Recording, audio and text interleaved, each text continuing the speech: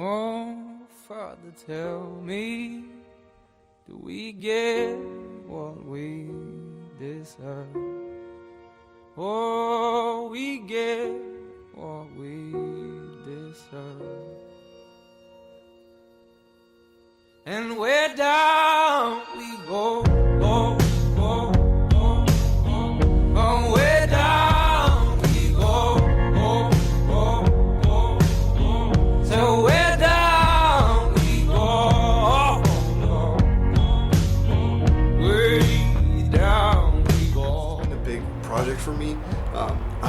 I really want to apologize for not bringing you guys along with this so far, but as things get rolling, it's going to be a lot easier for me to, be more involved and get you guys a little bit more involved in everything as we're going. So stay tuned, because there's going to be a ton more stuff coming in, especially as we start getting this thing into the truck and running. So this is the finished product. Probably a little out of focus right now, but it's looking mean, and I absolutely love the way that it's coming out. I mean, it's a beast. I'm at a loss for words for it. In all honesty, I'm at a loss for words. I'm super excited about this, and just the fact that I had never really had a chance to do anything like this before. I've never rebuilt an engine, especially from the block up. So everything that you see here, that's all been built. It's all been hand built by me, just right out here on my back porch. And the first thing I did was tear everything down. So it's been rebuilt, and so it's bored 0.060 over, which means it's bored 60 thousandths of an inch over stock diameter in the pistons, in the cylinders, excuse me. And so what that means is that basically you're getting more displacement. So instead of actually being a 350, because it's bored 060 over, which is the maximum it can be bored over, it's actually a 360 engine. So for those of you who don't know cubic inches very well, 350 is a 5.7 liter. A 360 is a 5.9 liter. So it's a fairly, decent increase in displacement. And, there is no replacement for displacement. More power, and it's going to be able to handle, a lot more. Then I replaced the camshaft. So it's by Comp Cams, and it's called the Mother Thumper Cam.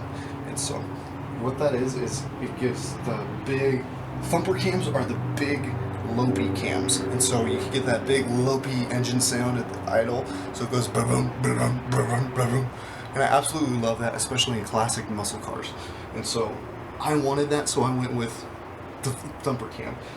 Actually, over the with those thumper cams, because they're a big cam, they can actually hold a lot more horsepower, and they can go higher up in RPMs than our 1973 stock camshaft. And so that's going to be really good, so that I can build everything else out, and everything is kind of based on the camshaft. So if the camshaft can't handle as much power as the rest of the bolt-ons can, you're not, it's going to be limited by the camshaft. So in this case, because it's such a big cam, it's not going to be limited by the camshaft, which is good. That's exactly what we want. We don't want to be limited in any way. We want to maximize our limits, so we want to, take away the limits where they could be. So starting from the internals out, that's what we do. So replace the cam. In order to handle all the higher RPMs and stuff like that, you have to replace the valve springs. You have to go with stiffer valve springs, stiffer, basically the whole valve train has to kind of be replaced. So I replaced the entire valve train, and so that's going to be able to handle the higher RPMs, and that's what's going to give you more power, especially high-end power. So we're going to our intake manifold. So it's actually the Edelbrock Performer RPM intake manifold. So Edelbrock kind of makes like 4 tiers worth of parts, I guess. Performance-wise, they have like 4 tiers, 4 being the highest and 1 being the lowest. So I went with a 3rd tier, which is street performance, but still with some track performance, in there. It's more geared toward track performance, but it's still streetable. 4 is track only, like it's not. You can't drive the car on the street. That's how they make their parts. 3 is, no track, but it's still very high performance for the street. But I wanted something that's just a little high up, so it was pretty much as high as I could go and still be a streetable car. That's what I went with, which is the Edelbrock Performer RPM intake.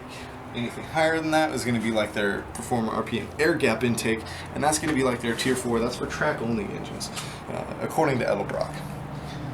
On top of that, I have the Holley 650 CFM double pumper, and so that is, it's a fairly big carburetor, and I think that a 650 is probably about right for this engine. Any higher and it's kind of just overloading the engine. As I build everything else out, I might end up replacing that, maybe going with something higher like a 700 or 750 CFM carburetor, but because it's a double pumper, it gives, you know, all kinds of added performance, and I'm super excited for how this thing is going to work. I went with a MSD HEI distributor setup, and so this is an MSD HEI distributor. It has the MSD high amperage, high voltage plug wires, so that's going to carry as much spark as it possibly can to the spark plugs.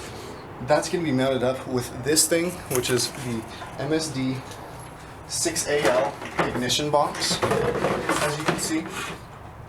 And so it's a multiple spark discharge, and it's basically going to control everything, and this thing gives out a ton of power. And so it also has this little chip in here, and that's your rev limiter. And so you stick the little chip in. You can buy chips for really cheap, and so you can choose exactly where your rev limiter is, and you just stick the chip in, and that's what's going to set your rev limiter. So right now mine's at 6,000 RPM. So I don't know if I'm going to stick it right there, or if I'm going to go maybe a little bit lower to 5,500 or so. Depends on, after I get this thing tuned, exactly where I want, you know, most of my powers at. So I'll take it to the dyno and we'll figure everything out, and that's when I'm going to decide where my rev limiter should be. So on top of that, I have these. Here, let's get the other one. It's the MSD Blaster 2 ignition coils. These are top of the line ignition coils. So with, you know, keeping your ignition up as high as it possibly can, that's going to give you the hottest spark, which is going to give you the quickest and most efficient full burn of all the fuel and all the air in there. So that's exactly what you want, because it's going to give you crisp, sharp horsepower, and it's going to give you the most power out of the engine. Next thing is these big aftermarket long tube headers. So that allows a lot of high flow out of the engine. You know, all this stuff on top of the engine wouldn't work correctly if the air couldn't go through the engine. So you have to match it up with the big exhaust. So with these long tube headers, it allows a lot more air to flow through them a lot easier, especially with these big 3-inch diameter exports right here.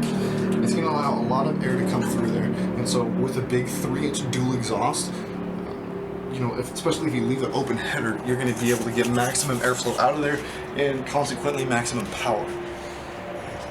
Other than that, there's not too much other, like, as far as performance parts goes. That's basically where the maximum of our, you know, horsepower gain is going to be at. So everything from the displacement to the big cam, the intake, the headers, the ignition, carburetor, all that stuff is all going to be a lot bigger and a lot more powerful than what comes stock. And so that's going to be exciting to see how big of a power increase we're going to get.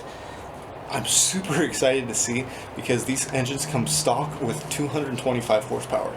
That's not a lot out of a, you know, out of a V8. And so I'm hoping to get somewhere in the 350 to 400 range. I'm not sure exactly how realistic that is, as I've never, you know, rebuilt an engine before. But either way, even if it does only come with the stock 225, which it's not, it's still going to be a big power increase.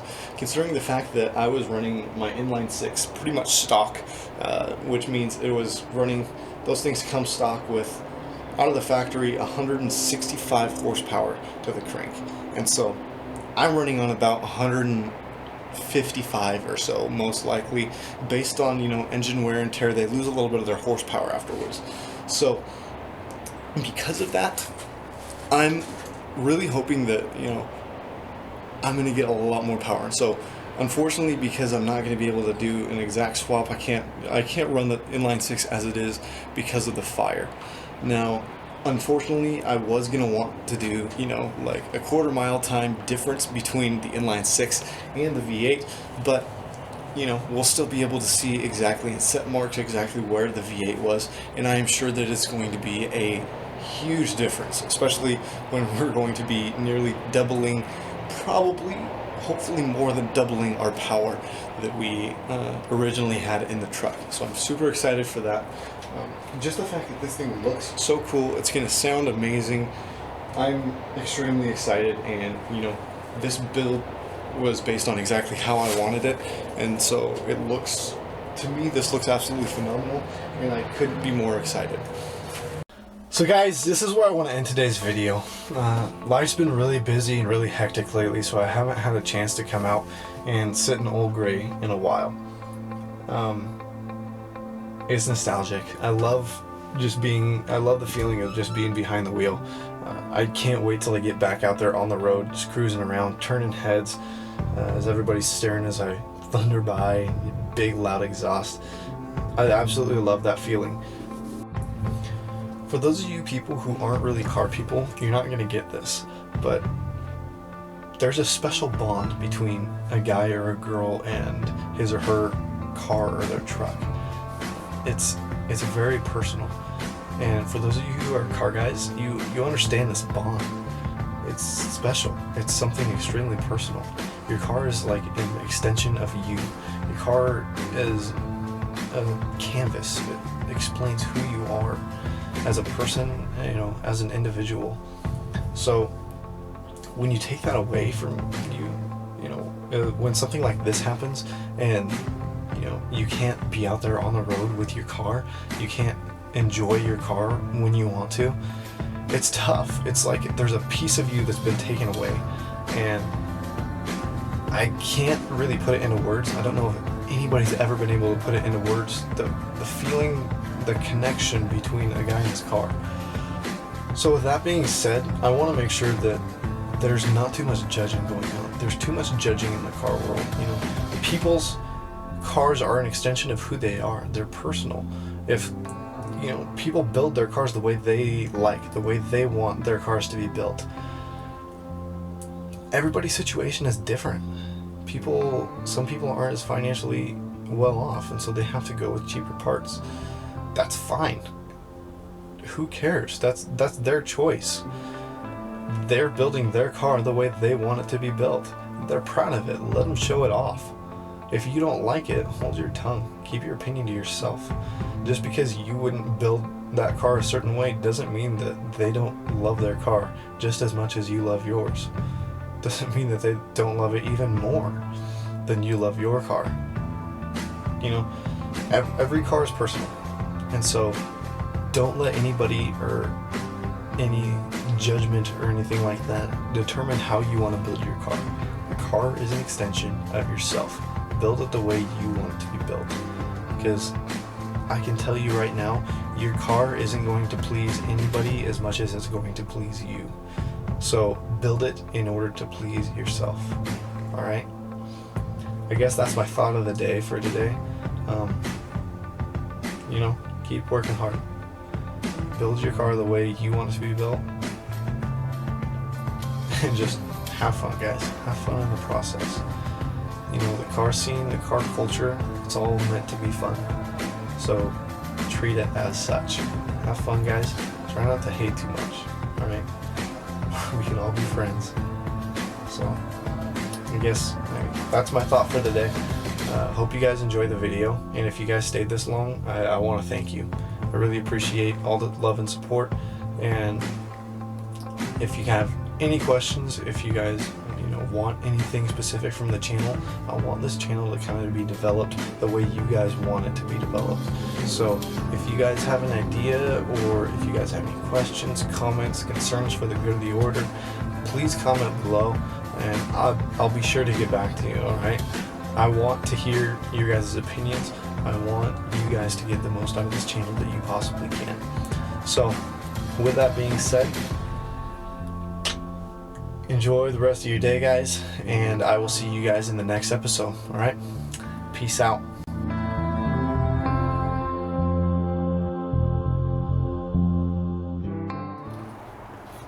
Dude, I did not realize how big of an absolute mess this place is.